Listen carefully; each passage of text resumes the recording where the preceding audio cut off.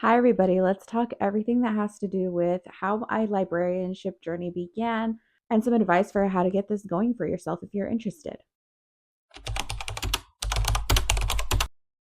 So way back when, I would say like a couple weeks ago, maybe a month ago, I had put on my Instagram poll, "Hey, throw me some questions you might have about librarianship. I want to do a YouTube video on it." I'm here now. It's been some time and I've had time to sit and think about what I really wanted to share with you all and how to answer some of these questions and also share my journey. So, this might be a little bit of a winded video. If you want to hear all about it and get some advice, this is definitely time for you to sit back, chill, and maybe take some notes. Have a nice coffee or drink along the way, and we'll get started. So let's start with some background. How did I get into librarianship? What got me thinking of doing it? What had me pursue it? Once upon a time, I was an undergrad student at UC Santa Barbara in California, and I wanted to be a biology major and go into pre-med and be a pediatrician. I love kids, but it didn't happen for me. Chemistry was the bane of my existence. And so, what's cool about going to a UC system, it runs on the quarter system. So, it's 10 weeks, 11 ish. And you go through classes so fast. So, you get to try so many different classes. And I tried so many, from Chicano studies to feminist studies, to classics, to art, to drama, to anything you could think of. And I did psychology, and I really thought maybe majoring in that. Didn't really like it. I did not like math. I loved sociology, some aspects of sociology, not so much. I went to my advisor, literally went and asked, what can I do? What major really resonates with what I'm already really good at and what I'm doing in my classes? Come and behold, linguistics was presented to me. I didn't know what the heck that was when I was in school, and my advisor told me about it. And it's basically the study of languages and sounds, how sounds change over time based between languages, as well as the sociology aspects of it. So, how words change meaning over time based on social events that happen within the world, and also anytime another country conquers another area, and how those languages get influenced and everything like that. And I loved it so much. I thought I was going to be an English teacher in like East Asian countries. So, like, I really wanted to go to South Korea and teach English, or Japan and teach English, but I wanted to go get my teaching credentials. So once I graduated, I was kind of at a pause. And when I came back home, somehow the director of the library, well, the now director, she was a librarian then, but she kind of got a hold of me through channels, and definitely connections help a lot. So networking is a big one. It just so happens that my mom knew her sister and kind of connected from there. And she told me, hey, why don't you work at the library? See if you want to be a librarian, see if that's something up your alley. And I never thought in my life I would ever want to be a librarian. I love to read. I've loved reading since I was a wee little thing. And I thought, you know what? What the heck? I'll try it out. Didn't never thought about being a librarian, and I never knew you needed a master's. And I was like, how come I need a master's to be a librarian? I was one of those people.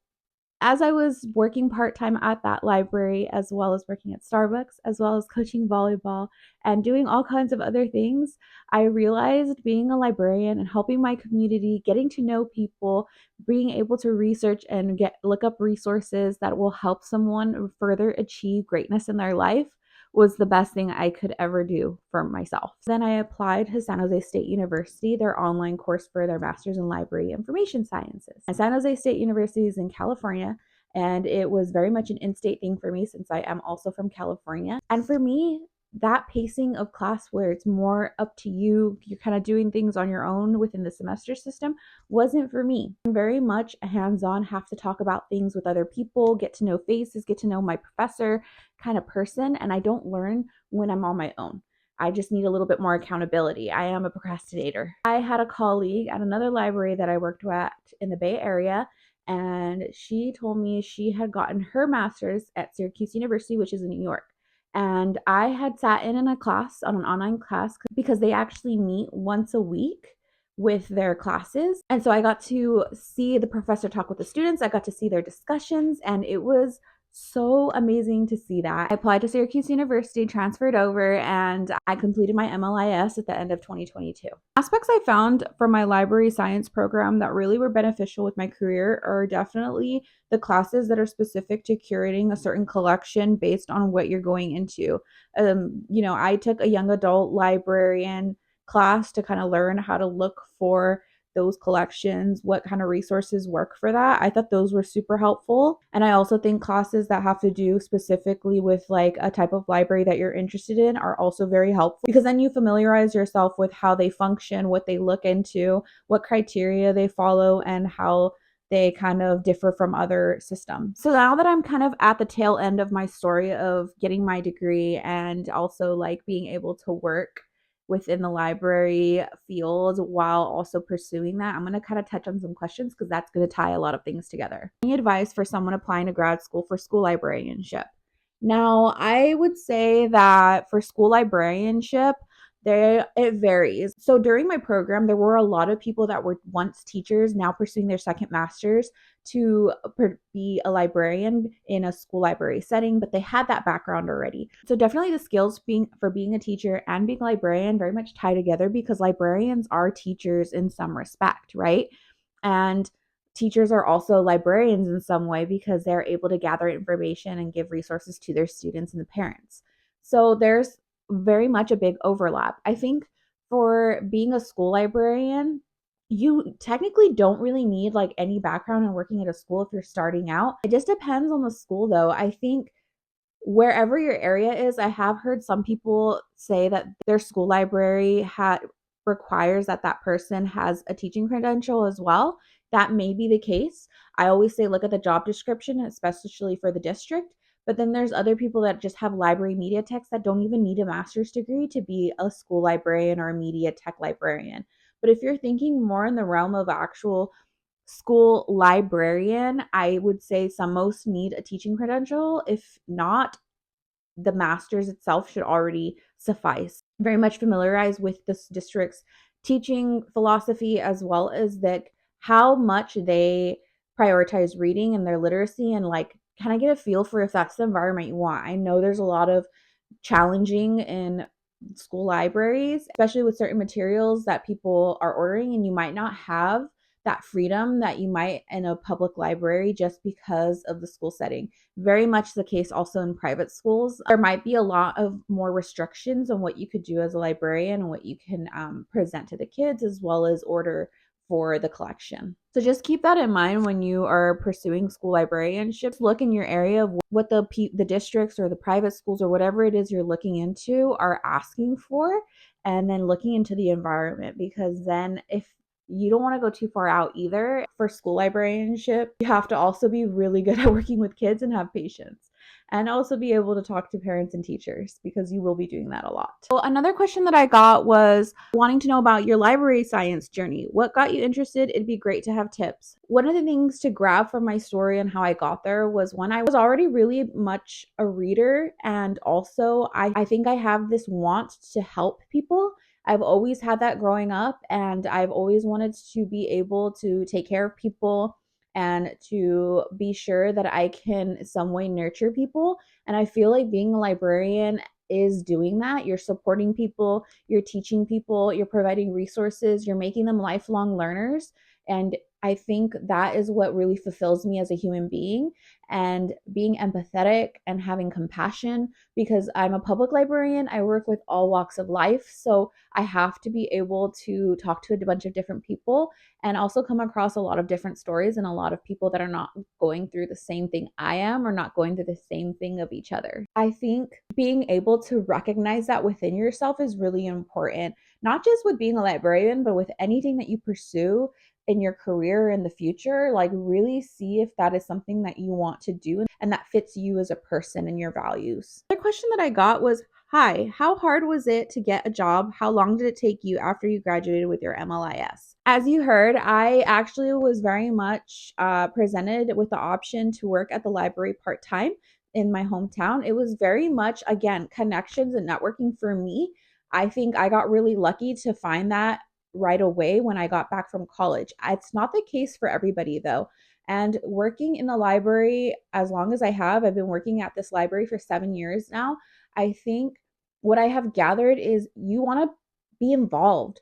So be a volunteer if you have to. Like, I think getting started early, even when you're not pursuing the master's yet, but at least getting that foot in the door will get them to recognize you, and you get to interact with the staff, and that opens doors for you. And that goes in any case with whatever you do, but try to get involved with your community as best as you can as well. I know a lot of my coworkers started off as volunteers, became pages, became clerks at the front desk, and so on and so forth grew.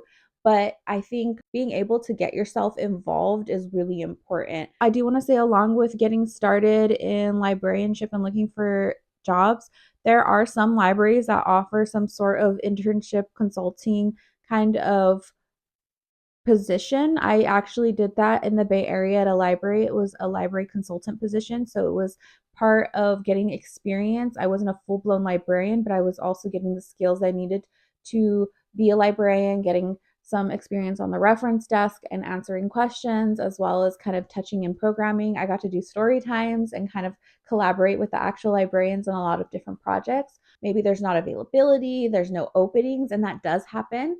So I would say just try and try and try as best as you can. Keep looking, keep going to your library, keep talk to staff, and kind of get yourself well known within that community. I would also advise, if you need to get a job, sometimes, like, I first got hired as a regular adult librarian and not a young adult librarian. I'm currently a young adult librarian, and that didn't happen right away. And I didn't want to be an adult librarian. I've always really wanted to be a young adult librarian. So I applied to something at first I didn't really want, but I think it's important to know that if that position is not available, then at least apply for the one that maybe you might not be as passionate about, but it's still the same concepts. You're still getting the same skills.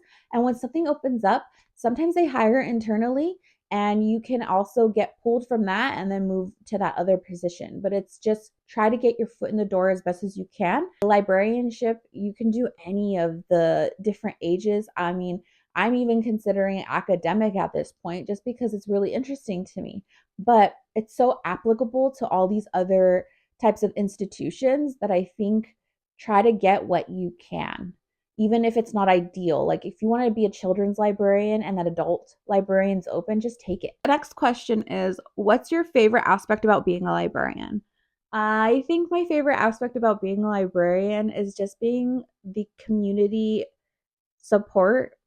I think being that one person that my regulars or anybody that comes into the library can see, greet them, say hi, what can I help you with, be that say solace to them in the hardest days. I think that just is my favorite part about being a librarian. I work in my hometown library. It's a very rural area, a lot of Spanish speaking immigrants, and I literally feel like I am supporting the people that I have grown up around my whole life and my other family. It's so rewarding to see people feel so grateful and happy and leave with answers, or at least close to answers, and a next direction and next steps. And I think that's just my favorite thing about my job. The next question is, what is the hardest part about being a librarian that you wish you would have known? Basically, coming to terms with you're never going to know all the answers, and sometimes people are going to look at you like you're stupid. Don't think there's anything I would say that isn't doable being a librarian. You're planning events, you're coordinating with other people, you're networking, you're outreaching and talking to the community, you're being this public speaking figure for your community library. And what's hard is more of the emotional aspect of it. I think sometimes you want to take on so much that you forget about yourself and forget that you could burn out. And sometimes that is where I feel like I could wish I would have known that before I started saying yes to a lot of projects. But with advice and like mentors and all the other librarians, people are willing to help and willing to give you advice. So don't feel like you're going to go in blind. I think that I work at a really great system with really great people, and I got really lucky with that. What's your favorite part of your workday? My favorite part of my workday, I guess, would have to be when I'm on desk. I do a lot of back end stuff. I do a lot of prep for programming. I do a lot of planning. I do a lot of meetings and networking with other people. I order books in the background. But I think my favorite part is being on desk and being talking to the community and kind of seeing everybody that comes in and being that regular face at the desk where I build relationships and kind of have like catch ups with people. And it's a little bit of small talk and just having that sense of community within the library is like my favorite part of the day. Plus, it also gets me off my desk and walking. And some things I wanted to touch on just because I've been asked these like through TikTok and a little bit of my comments. It would be like, what is the interview process like? I think in general, interview processes are this overall very similar to any job you're going to apply to. For librarians, there's usually a 2 interview hiring process. You have a panel with some people, and then you have a panel with actual staff for the library. I know for some other libraries, academic and specific positions, you have to have presentations sometimes. I remember when I applied to one in the Bay Area, I had to do a story time and read a book and kind of do like this whole presentation to a panel of adults, which was really odd for me. Sometimes you're going to be asked to do things to show how you present things. In academic libraries, you might have to present a e-resource and how you would present it to a group of students, to a panel of adults that are work faculty. So it's very much varies. I think just prepping like you would any job interview, researching the institution, researching their values, kind of getting an idea of what they're doing and just doing as much research as you can. I did that so much, and asking for advice from other people that you know. Hey, what questions were you asked? How did you answer them? What are some advice you could do? Thing to think about is always think about an experience you had with a dissatisfied customer and how you dealt with that. That is always one I'm always asked, and how you de-escalated a situation. That's one I've always been asked in my interviews, especially for public librarianship. Another one would have to be like, what are you going to bring in programming wise to the library? What is something you've done in the past? What is your experience with planning and programming in general? And having some ideas of things that you've done in the past or will do or have ideas for, or show that, hey, you're doing this at the library, but I feel like this isn't, I see this gap in the library and I feel like this kind of program would suffice, depending on how they phrase the question and how you answer it.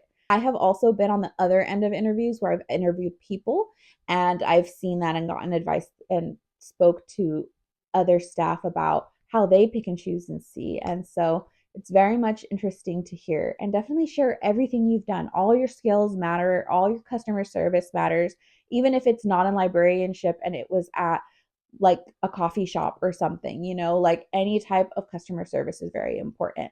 So that was a lot of information in one video. And the general consensus of things, if you're going to apply to any job, really research where you're going to apply to, really look into their values, if it's going to be the right fit for you, and get involved ahead of time. Get it. Any experience is experience, but make sure you look at job descriptions in the past, even if they're not hiring right now, to kind of see what they are looking for and start getting those skills for when something does open, you are ready to go. Definitely pursue what you want. Be happy with what you want to do in your life. Just remember that you're doing this for yourself. Anything that you choose to do in your career, it goes along your morals and values and is what you want to do for yourself and want to continue doing and makes you happy. But thank you so much for watching, everybody. I hope that answered some important questions. And I hope everybody has a great day and happy reading.